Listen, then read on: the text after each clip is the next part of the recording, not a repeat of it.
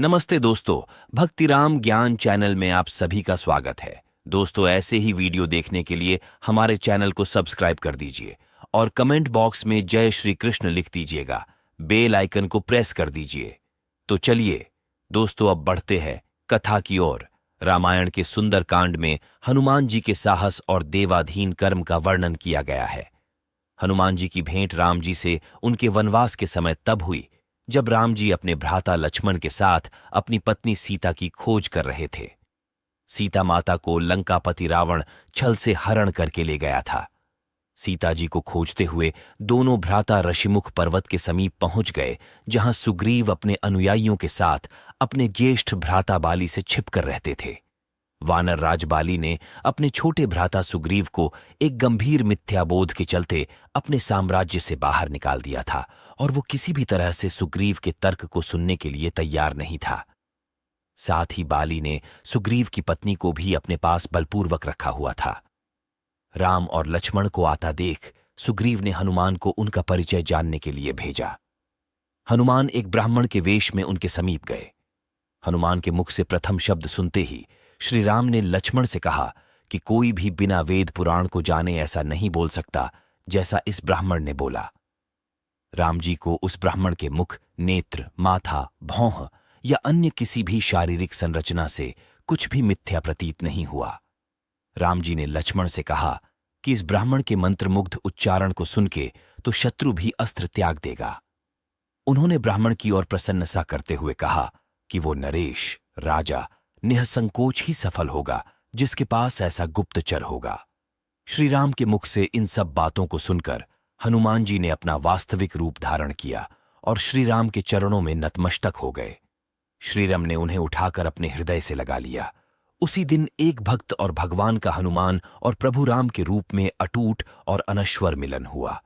तत्पश्चात हनुमान ने श्री राम और सुग्रीव की मित्रता करवाई। इसके पश्चात ही श्री राम ने बाली को मारकर सुग्रीव को उनका सम्मान और गौरव वापस दिलाया और लंका युद्ध में सुग्रीव ने अपनी वानर सेना के साथ श्री राम का सहयोग दिया। सीता माता की खोज में वानरों का एक दल दक्षिण तट पे पहुंच गया, मगर इतने विशाल सागर को लांघने का साहस किसी में भी नहीं था। स्वयं हनुमान भी बहुत चिंतित थे कि कैसे इस समस्या का समाधान निकाला जाए। उसी समय जामवंत और बाकी अन्य वानरों ने हनुमान को उनकी अद्भुत शक्तियों का स्मरण कराया।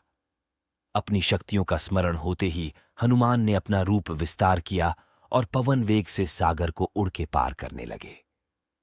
रास्ते में उन्हें एक पर्वत मिला और उसने हनुमान से कहा कि उनके पिता का उसके ऊपर रण है।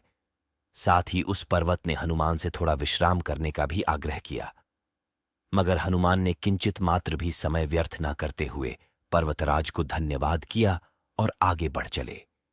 आगे चलकर उन्हें एक राक्षसी मिली जिसने कि उन्हें अपने मुख में घुसने की चुनौती दी। परिणाम स्वरूप हनुमान ने उस राक्षसी की चुनौती को स्वीकार किया और बड़ी ही चतुराई से अति लघु रूप धारण करके राक्षसी के मुख में प्रवेश करके बाहर आ गए। अंत में उस राक्षसी ने संकोचपूर्वक ये स्वीकार किया कि वो उनकी बुद्धिमता की परीक्षा ले रही थी।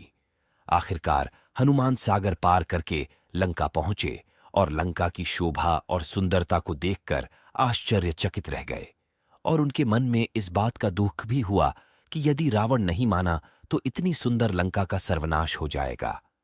तत्पश्चात हनुमान ने अशोक वाटिका में सीता जी को देखा और उनको अपना परिचय बताया।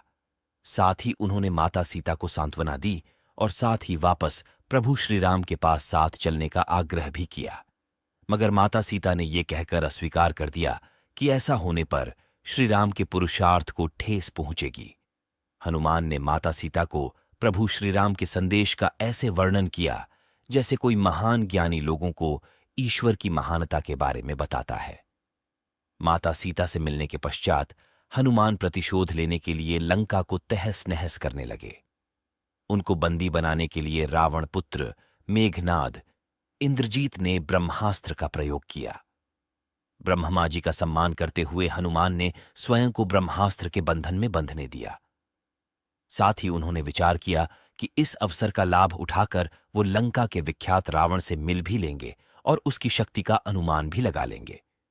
इन्हीं सब बातों को सोचकर हनुमान ने स्वयं को रावण के समक्ष बंदी बनकर उपस्थित होने दिया। जब उन्हें रावण के समक्ष लाया गया तो उन्होंने रावण को प्रभु श्री राम का चेतावनी भरा संदेश सुनाया और साथ ही ये भी कहा कि यदि रावण माता सीता को आदरपूर्वक प्रभु श्री राम को लौटा देगा तो प्रभु उसे क्षमा कर देंगे। क्रोध में आकर रावण ने हनुमान को मृत्युदंड देने का आदेश दिया, मगर रावण के छोटे भाई विभीषण ने ये कहकर बीच बचाव किया कि एक दूत को मारना आचार संहिता के विपरीत है। ये सुनकर रावण ने हनुमान की पूंछ में आग लगाने का आदेश दिए। जब रावण के सैनिक हनुमान की पूंछ में कपड़ा लपेट रहे थे, तब हनुमान ने अपनी पूंछ को खूब लंबा कर लिया और सैनिकों को कुछ समय तक परेशान करने के पश्चात पूंछ में आग लगाने का अवसर दे दिया।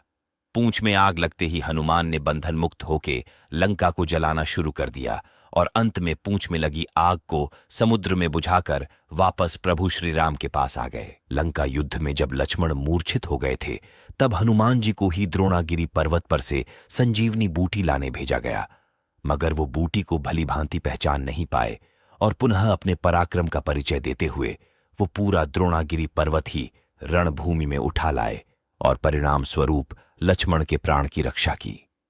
भावुक होकर श्री राम ने हनुमान को हृदय से लगा लिया और बोले कि हनुमान, तुम मुझे भ्राता भरत की भांति ही प्रिय हो। हनुमान का पंचमुखी अवतार भी रामायण युद्ध की ही एक घटना है। अहिरावण, जो कि काले जादू का ज्ञाता था, उसने राम और लक्ष्मण का सोते समय हरण कर लिया और उन्हें विमोहित करके पाताल लोक में ले गया। उनकी खोज में हनुमान भी पाताल लोक पहुंच गए। पाताल लोक के मुख्य द्वार एक युवा प्राणी मकरध्वज पहरा देता था, जिसका आधा शरीर मछली का और आधा शरीर वानर का था।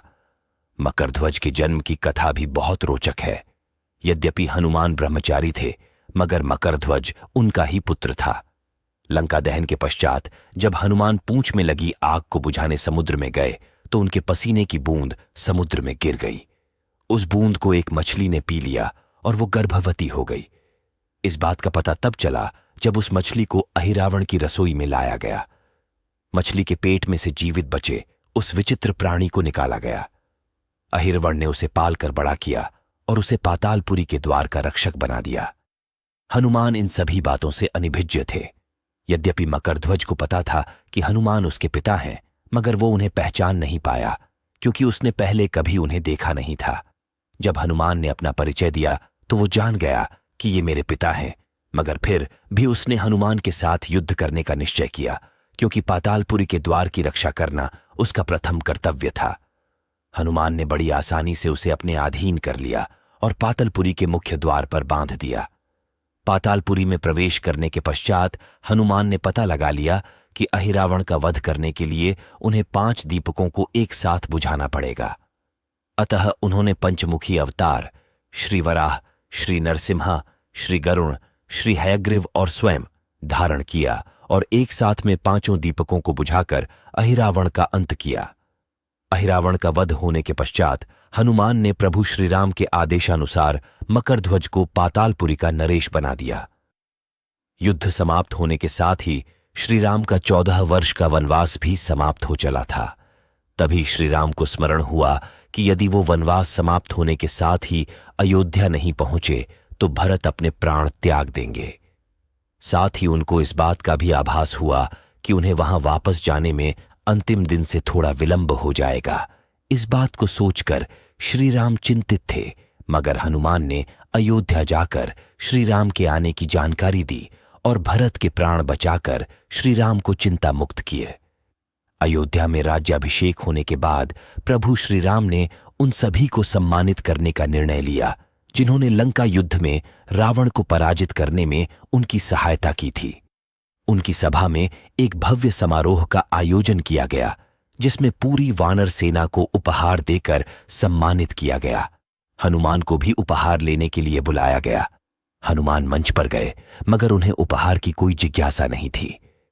हनुमान को ऊपर आता देखकर भावना से अभिप्लुत श्री राम ने उन्हें गले लगा लिया और कहा कि हनुमान ने अपनी निश्चल सेवा और पराक्रम से जो योगदान दिया है, उसके बदले में ऐसा कोई उपहार नहीं है जो उनको दिया जा सके। मगर अनुराग स्वरूप माता सीता ने अपना एक मोतियों का हार उन्हें भेंट किया। उपहार लेने के उपरांत हनुमान माला के एक एक मोती को तोड़कर देखने लगे। ये देखकर सभा में उपस्थित सदस्यों ने उनसे इसका कारण पूछा तो हनुमान ने कहा कि वो ये देख रहे हैं मोतियों के अंदर उनके प्रभु श्री राम और माता सीता हैं कि नहीं, क्योंकि यदि वो इनमें नहीं हैं तो इस हार का उनके लिए कोई मूल्य नहीं है। ये सुनकर कुछ लोगों ने कहा कि हनुमान के मन में प्रभु श्री राम और माता सीता के लिए उतना प्रेम नहीं है जितना कि उन्हें लगता है। इतना सुनते ही हनुमान ने अपनी छाती चीर के लोगों को दिखाई और सभी ये देखकर स्तब्ध रह गए कि वास्तव में उनके हृदय में प्रभु श्री राम और माता सीता की छवि विद्यमान थी। दोस्तों, आपको यह वीडियो कैसा लगा प्लीज कमेंट बॉक्स में बताइए और चैनल को सब्सक्राइब कर दीजिए। जय श्री कृष्ण।